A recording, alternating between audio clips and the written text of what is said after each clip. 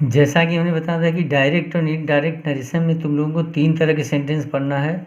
पहला assertive sentence जो कि पढ़ाया जा चुका है, दूसरा इंट्रोगेटिव सेंटेंस यह भी पढ़ा चुका है, तीसरा इम्परेटिव सेंटेंस जिसका हमने नोट भेजा था, शायद तुम लोग पढ़े होगे और इसको देखो क्या होता है। इसमें सबसे इम्पॉर्टेंट चीज़ है कि हम इसकी पहचान करें कि कौन से वाक्य इम्परेटिव सेंटेंस कहलाते हैं। इसकी पहली पहचान है कि वाक्य क्रिया के पहले रूप से शुरू होता है तथा कर्ता का प्रयोग नहीं होता, जैसे ओपन द विंडो। दूसरी पहचान है कि डू नॉट के बाद क्रिया का पहला रूप लगता है तथा कर्ता का प्रयोग नहीं होता, जैसे do not disturb the class. तीसरा नियम है कि वाक्य प्लीज़ सर मैडम आदि से शुरू होता है, जैसे please do not go home. चौथा नियम है कि वाक्य लेट से शुरू होता है। ये इनकी 4 नियम है, या तो क्रिया का पहले रूप शुरू होगा, या डू नॉट के बाद क्रिया का पहला रूप आएगा, या प्लीज़ सर मैडम से शुरू होगा वाक्य, या लेट से शुरू होगा। इसको सबसे इम्पॉर्टेंट चीज़ है पहचानना, क्योंकि जब तक पहचानोगे नहीं कि वाक्य किस प्रकार का है तब तक बना नहीं पाओगे। क्योंकि इंट्रोगेटिव और असर्टिव सेंटेंस पहचान लेते हो, लेकिन इम्परेटिव सेंटेंस तो यह 4 तरह के वाक्य आएंगे जैसा हमने बताया। इसमें नियम है पहला कि रिपोर्टिंग क्लॉज के वर्ब सेड या सेड टू को रिपोर्टेड स्पीच के भाव के अनुसार order, commanded, requested, advised, forbid, proposed या सजेस्टेड आदि में बदल देते हैं। दूसरा, कामा और इन्वर्टेड कामा को हटा कर क्रिया के पहले रूप के पहले टू लगाकर इन्फिनिटिव बनाते हैं। इन्फिनिटिव तुम लोग पढ़ोगे तो समझ आएगा कि इन्फिनिटिव क्या होता है, जैसा हम लिखाया गया। तीसरा, डू नॉट को नॉट टू में बदल देते हैं। चौथा, यदि वाक्य प्लीज सर मैडम आज से शुरू होता है तो सेड या सेड टू को रिक्वेस्टेड में बदल देते हैं। पाँचवा, यदि वाक्य लेट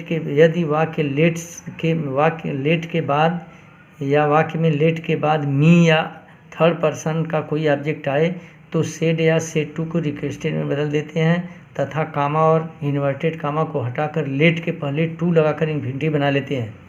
छठवां नियम है, यदि लेट के बाद अस का प्रयोग होता है तो सेड या सेड टू को प्रपोज्ड या सजेस्टेड में बदल देते हैं तथा कामा व इन्वर्टेड कामा को हटाकर लेटस के स्थान पर दैट दे शुड का प्रयोग करते हैं। यह सब नियम जानना बहुत जरूरी, जब तक आएगा नहीं तब तक नहीं समझ। इसमें नोट देखो, जैसे नौकर मालिक को, अधिकारी चपरासी को या जज जो है आदेश देता है, इसलिए ऑर्डर का प्रयोग। ऐसे वाक्यों में जिसमें मालिक नौकर हो या अधिकारी चपरासी हो या जज का आदेश, उसमें जो है ऑर्डर का प्रयोग करेंगे। इसी तरह माता पिता अपने बच्चों को या एक मित्र दूसरे मित्र को, जैसे ही सेड टू मी, इसमें ही और मी जो है एक दूसरे को मित्र माने जाते हैं, या राम ने श्याम से कहा, ये सब मित्र माने, इसलिए जो है इसमें या डॉक्टर या वकील सलाह देते हैं, इसलिए ऐसे वाक्यों में एडवाइस का प्रयोग होता है। तीसरा, सेना का कोई भी अधिकारी सख्त आदेश देता है अर्थात कमांडेड का प्रयोग होता है। कोई भी सेना का अधिकारी, जैसे कमांडर है, ब्रिगेडियर है, कैप्टन है, जनरल है, ये सब सेना का अधिकारी जब ये जो है किसी बात कहेंगे तो ये सख्त आदेश के तहत करते हैं। चौथा, फॉरबिड का प्रयोग होने पर नॉट टू के स्थान पर केवल टू का प्रयोग होता है। जैसे मैंने बताया एडवाइस का प्रयोग करेंगे तो नॉट टू का प्रयोग होगा, लेकिन फॉरबिड का प्रयोग करेंगे तो केवल टू का प्रयोग करते हैं। उदाहरण देखो, जैसे the master said to his servant bring me a glass of water. इसमें देख रहे हैं कि मालिक अपने नौकर को जो है आदेश दे रहा है, इसलिए ऑर्डर का प्रयोग होगा, क्योंकि हमने बताया था कि मालिक जो है अपने नौकर को हमेशा आदेश, इसलिए हो जाएगा the master ordered his servant, फिर कामा इन्वर्टेड कामा हटाकर ब्रिंग क्रिया का पहले इसके पहले टू लगाकर इन्फिनिटिव बना लेंगे, इसलिए हो जाएगा टू ब्रिंग मी जो है मास्टर की, इसलिए हिम हो जाएगा ए ग्लास ऑफ वाटर, इसलिए हो गया the master ordered his servant to bring him a glass of water. दूसरा देखो, the captain said to his army fire and proceed further. हमने बताया था कि सेना का कोई भी अधिकारी वह सख्त आदेश देता है, इसलिए ऐसे वाक्यों में कमांडेड का प्रयोग होता है, इसलिए हो जाएगा the captain commanded his army, to लगा इन्फिनिटिव बनाएंगे to fire and proceed further. Captain commanded his army to fire and proceed further. तीसरा देखो, the mother said to her son do not go to the river side. जैसा हमने बताया कि माता पिता अपने बच्चे को सलाह देते हैं, इसलिए एडवाइस का प्रयोग होता है। डू नॉट में हम फॉरबिड का भी मना प्रयोग करते हैं। दोनों नियम नीचे देखो बताया, जैसे इसका हो जाएगा the mother advised her son not to go to the river side. The mother advice, क्योंकि माता जो अपने बच्चे को सलाह देती है इसलिए वह सलाह करती है, तो इसलिए हो जाएगा एडवाइज्ड हर सन।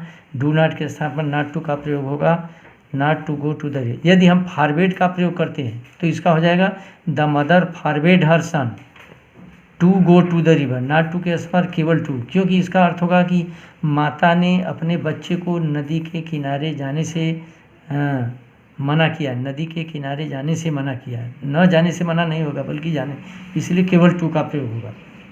चौथा देखो, the beggar said to me please give me a रूपी।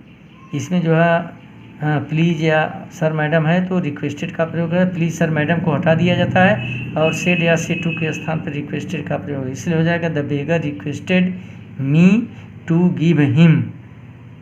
मी जो है बेगर के लिए, इसलिए हिम हो जाएगा ए रूपी। हो गया कि the beggar requested me to give him a rupee. पाँचवा है my friend said to me let me see your brother. हमने बता दी कि लेट के बाद मी या थर्ड पर्सन प्रोनाउन का ऑब्जेक्ट आता है तो सेड या सेड टू को रिक्वेस्टेड में बदल देते हैं और लेट के पहले टू लगाकर इन्फिनिटी बना लेते हैं, इसलिए हो जाएगा my friend requested me to let him see my brother. Person उसी के अनुसार, नियम के अनुसार बदल जाएगा, इसलिए हो जाएगा my friend requested me to let him see my brother. है यदि वाक्य लेटस से शुरू होता है, लेटस से शुरू होता है तो हम जो है दैट दे शुड का प्रयोग करते हैं, जैसा कि बताया गया, नियम लिखा गया। और जो है सेड या सेड टू को प्रपोज्ड या सजेस्टेड में बदल, जैसे student said let us go to lab, इसका हो गया स्टूडेंट्स प्रपोज्ड, क्योंकि लेटस का प्रयोग तो प्रपोज्ड का प्रयोग होगा। दैट दे शुड का प्रयोग होता है, that they should go to lab, इसलिए होगा students propose that they should go to lab. इन सब नियमों को जो है तुम लोग पढ़ोगे और इस नियमों से और इस जो है उदाहरण से दोहराओगे, और हम कुछ जो है दे रहे हैं जिसको बनाकर तुम एक्सरसाइज के रूप में भेजोगे।